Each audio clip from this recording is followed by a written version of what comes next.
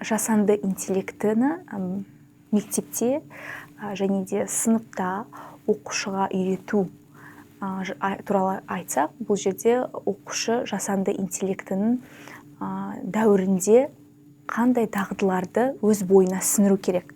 Ол сыни ойлау, дұрыс сұрақ қоя білу, этикалық мәселе, жасанды интеллектке байланысты этикалық мәселелерді талқылай алу. Бұл жерде философиялық та сұрақтарды талқылай алу да жатады. Себебі басында айтып өткендей, алгоритмнің өзінің алалаушылықтары болады. Алгоритмді адам оқытатын түсіну. Ең бастысы білім алушы білу керек. Машинаны адам оқытады. Ол сиқырлы нәрсе емес, барлығын білетін. Оны да адам оқытады. Алгоритмнің қалай жұмыс істейтінін, оның табиғатын түсіну. Алгоритмдер деректердің сапасына байланысты жұмыс істейтінін түсіну.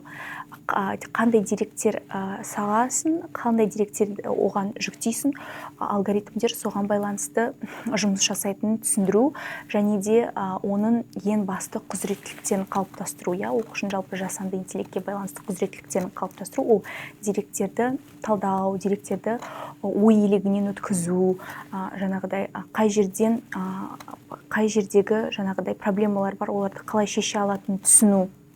Жобалық жұмыс жасау дағдылары, коммуникация дағдылары. Осы барлық оқушының дағдыларын дамыту, бұл да жасанды интеллектіні білім жүйесіне мектептерге енгізу деп саналады.